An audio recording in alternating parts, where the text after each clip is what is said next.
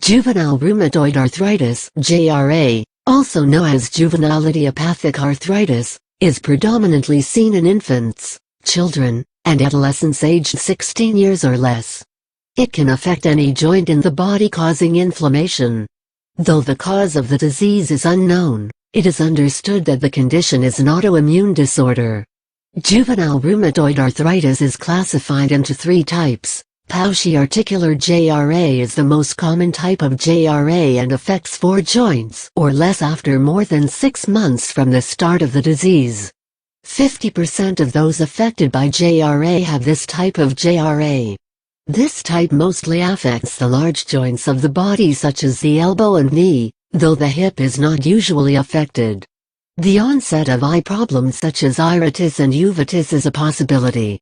This type does not affect joints on both sides of the body simultaneously. Polyarticular JRA is a type that affects 5 or more joints in the body.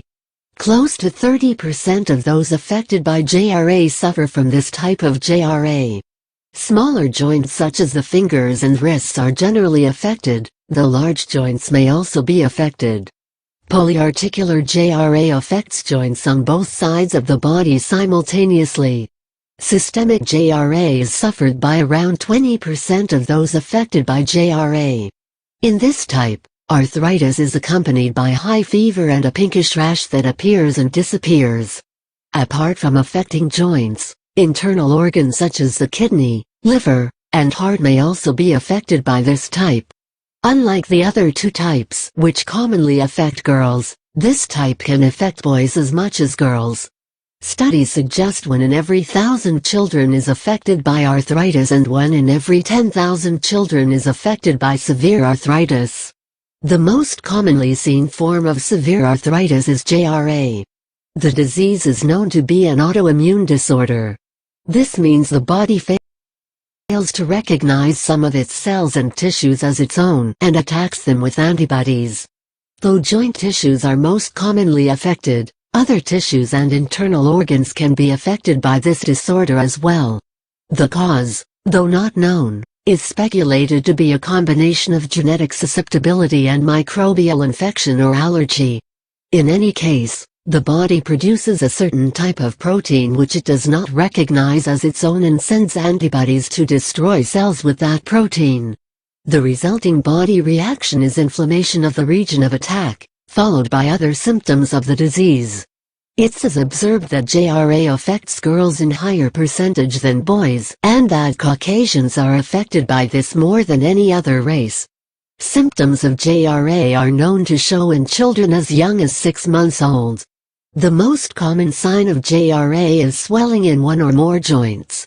Another sign is stiffness of joints, which may be observed if the child is seen limping after waking up from sleep. The child may also complain of pain in the joints. Treatment for JRA is primarily aimed to reduce inflammation and pain. This is done through medication as well as procedures to let excess joint fluid out, in turn relieving joint pressure and reducing the inflammation and pain.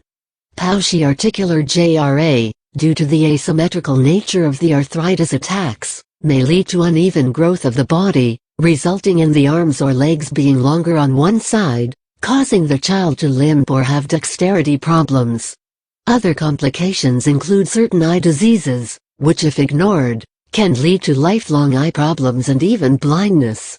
This type is treated with mid-doses of non-steroidal anti-inflammatory drugs (NSAIDs) to reduce inflammation and the resulting increase in blood flow to one side of the body. This even helps in growth on both sides of the body. Eye tests must be done once every 3 months to prevent the onset of eye diseases. Since polyarticular JRA affects more joints, the affected child may experience more pain and have a more difficult time with normal activities. This type is also treated with NSAIDs, and in severe cases, steroidal medication is given. Since systemic JRA involves fever and rashes, appropriate medicine is given to address both along with NSAIDs and steroidal medication depending on the severity and frequency of the inflammation. The fact that joint pain in children can stem from a number of factors makes JRA difficult to diagnose. Doctors use a number of tests to rule out symptoms of other diseases. Visual inspections may indicate swollen liver and lymph nodes. Blood tests are made to detect the presence of the rheumatoid factor and anti-nuclear antibodies, ANA, which are commonly found in children with JRA. But there can be cases of JRA where the rheumatoid factor and ANAs are absent. X-rays of the joint and samples of joint fluid are taken to inspect the condition of the joint to rule out other causes of pain such as cancers or fractures. In case of systemic JRA, tests are also done to rule out the possibility of rashes and fever being a byproduct of an infection. Severe cases of JRA may be treated with experimental drugs such as disease-modifying antirheumatic drugs (DMARD) and biological response modifiers (BRF), such as TNF blockers, which work to eliminate the tendency of inflammation altogether.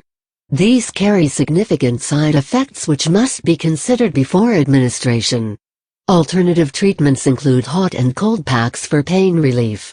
Studies show that children with JRA might be prone to have poor appetites, and might gain weight abnormally due to the effect of medication and an intolerance or aversion to exercise. Physical and diet therapy helps reduce chances of muscle and bone degeneration due to the above. Around 50,000 children in the United States of America have been recorded to be affected by the disease.